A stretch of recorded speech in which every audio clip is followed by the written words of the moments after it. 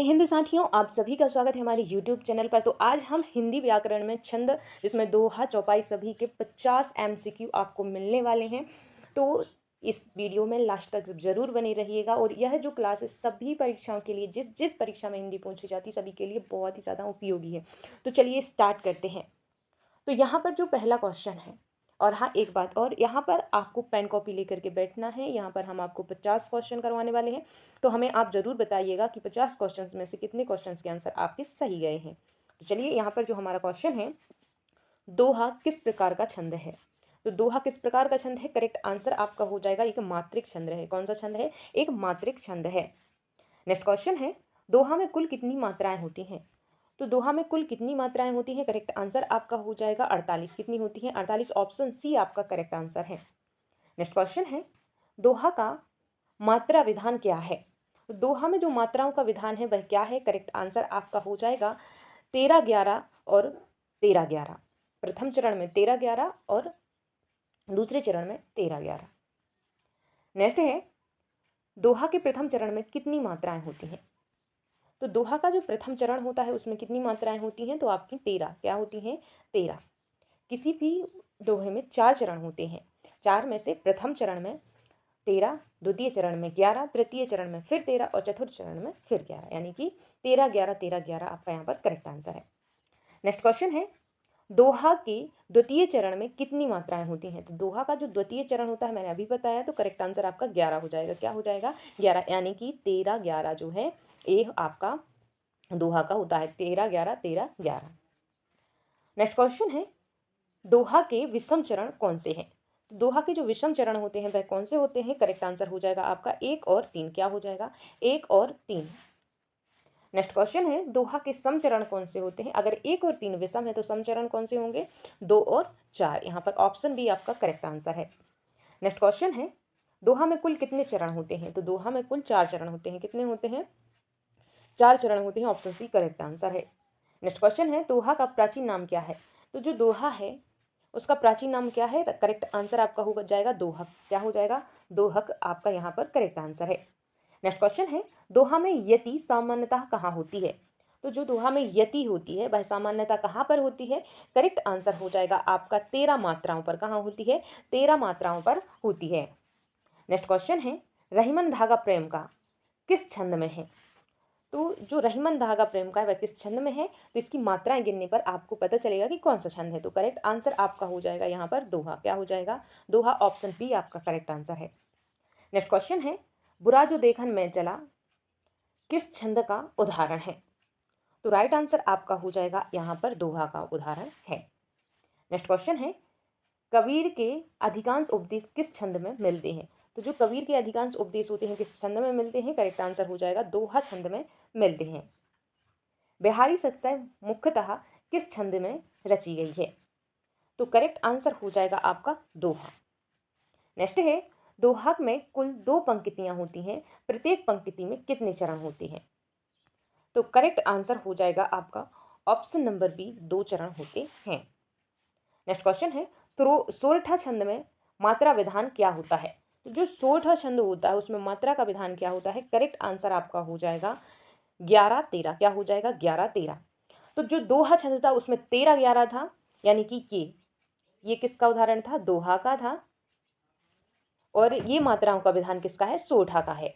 तो ये जस्ट उसका उल्टा होता है। वह 11-13 था, वह 13-11 था दोहा का, और सोरठा का 11-13 होता है। नेक्स्ट क्वेश्चन है, सोरठा किसका उल्टा माना जाता है। तो सोरठा किसका उल्टा माना जाता है, तो वह दोहा का, मैंने आपको अभी बताया। नेक्स्ट क्वेश्चन है, सोरठा में प्रथम चरण में कितनी मात्राएं होती हैं। तो जो सोरठा होता है उसकी प्रथम चरण में कितनी मात्राएं होती हैं, जल्दी से बताइए। आपका करेक्ट आंसर हो जाएगा 11, क्योंकि 11-13 का यहाँ पर विधान होता है। सोरठा में द्वितीय चरण में कितनी मात्राएं होती हैं, अभी बताया मैंने, 13 मात्राएं होती हैं। नेक्स्ट क्वेश्चन है, बंधव गुरुपद कंज किस छंद का उदाहरण है। करेक्ट आंसर हो जाएगा आपका सोरठा छंद का उदाहरण है। नेक्स्ट क्वेश्चन है, रोला छंद में कुल कितनी मात्राएं होती हैं। तो जो रोला छंद होता है उसमें कुल कितनी मात्राएं होती हैं, करेक्ट आंसर हो जाएगा आपका 24 प्रति चरण में। यहाँ पर रोला छंद आपसे पूछा गया है, आपको क्वेश्चन ध्यान से पढ़ना है। तो यहाँ पर कितनी होती हैं, 24 मात्राएं होती हैं प्रति चरण में। नेक्स्ट है रोला छंद किस प्रकार का छंद होता है। तो जो रोला छंद होता है वह किस प्रकार का छंद होता है, तो इसका जो करेक्ट आंसर है वह हो जाएगा आपका मात्रिक छंद होता है। रोला छंद जो है एक मात्रिक छंद होता है। चौपाई छंद में प्रत्येक चरण में कितनी मात्राएं होती हैं।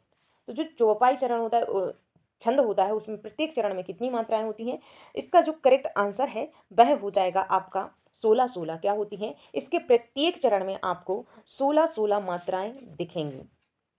नेक्स्ट क्वेश्चन है चौपाई छंद में कुल कितने चरण होते हैं। तो जो चौपाई छंद होता है उसमें कुल कितने चरण होते हैं, तो करेक्ट आंसर आपका हो जाएगा 4 चरण होते हैं। कितने होते हैं, 4 चरण आपका यहाँ पर करेक्ट आंसर है। नेक्स्ट है रामचरितमानस का मुख्य छंद कौन सा है।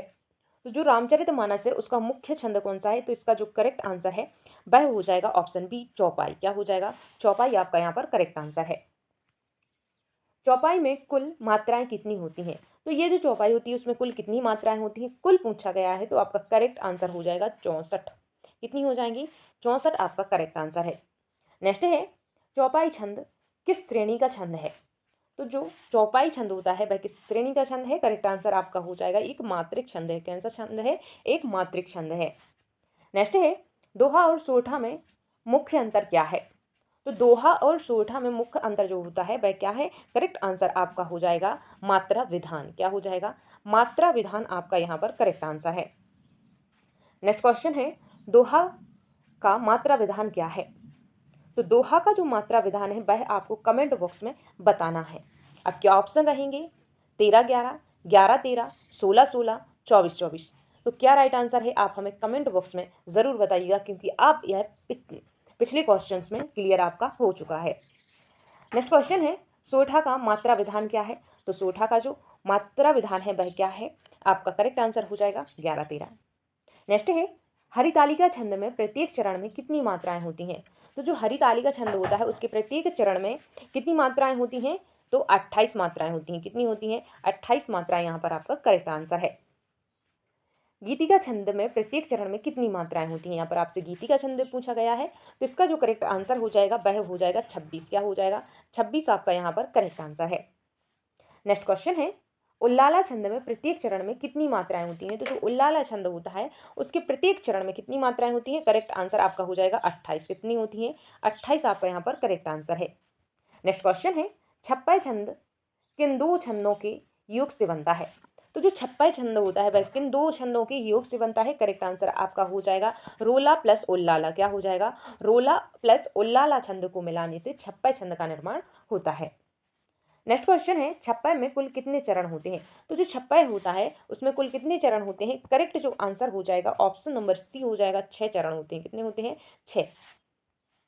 नेक्स्ट है कुंडलियां छंद का आरंभ किस छंद से होता है। जो कुंडलिया छंद है उसका आरंभ किस छंद से होता है, तो करेक्ट आंसर आपका हो जाएगा ऑप्शन बी दोहा। क्या हो जाएगा, दोहा छंद आपका यहाँ पर करेक्ट आंसर है। नेक्स्ट है कुंडलियों में दोहा के बाद कौन सा छंद आता है। तो दोहा के बाद कौन सा छंद आता है, करेक्ट आंसर हो जाएगा आपका रोला। क्या हो जाएगा, रोला आपका यहाँ पर करेक्ट आंसर है। नेक्स्ट है कुंडलियों में कुल कितने चरण होते हैं। तो जो कुंडलियां हैं, कुंडलियां छंद है उसमें कितने चरण होते हैं, करेक्ट आंसर ऑप्शन सी हो जाएगा 6 चरण होते हैं।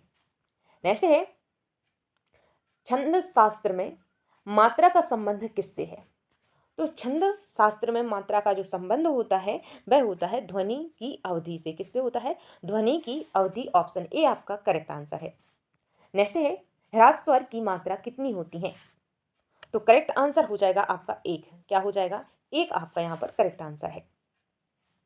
नेक्स्ट है दीर्घ स्वर की मात्राएं कितनी होती हैं। तो जो दीर्घ स्वर होता है उसकी जो मात्राएं होती हैं वह होती हैं 2। कितनी होती हैं, 2। आपको समझ में आ गया होगा। यानी कि अगर आपका छोटा अक्षर है जैसे आ है तो इसकी कितनी मात्राएं होगी, 1 होगी। अगर आपका बड़ा आ है तो यहाँ पर कितनी मात्राएं होंगी, तो उसको एस से दर्शाया करते हैं। तो यहाँ पर जो बड़ा अक्षर होता है उसकी 2 मात्राएं गिनी जाती हैं और जो छोटा अक्षर होता है उसकी 1 मात्राएं गिनी जाती हैं। इस प्रकार से हम दोहा, चौपाई, छंद सभी की मात्राएं को गिन सकते हैं और पता कर सकते हैं कि कौन सा छंद है।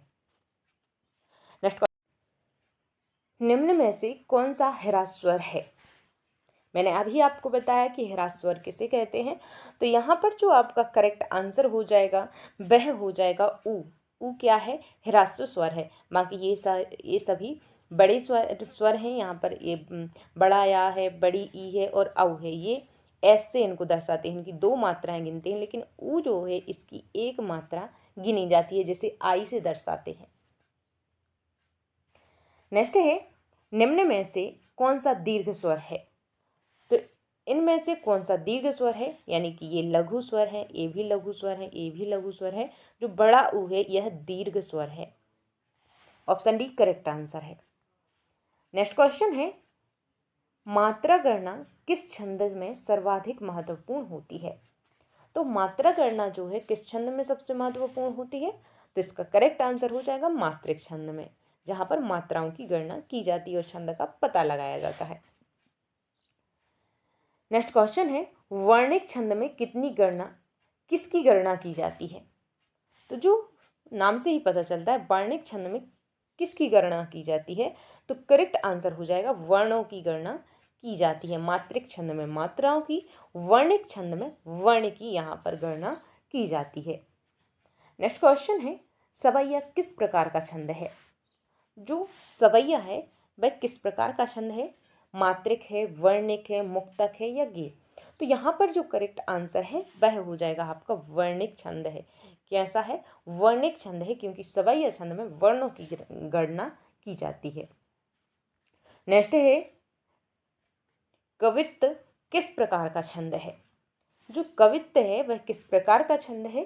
करेक्ट आंसर आपका हो जाएगा यहाँ पर ऑप्शन नंबर बी, वर्णिक छंद है।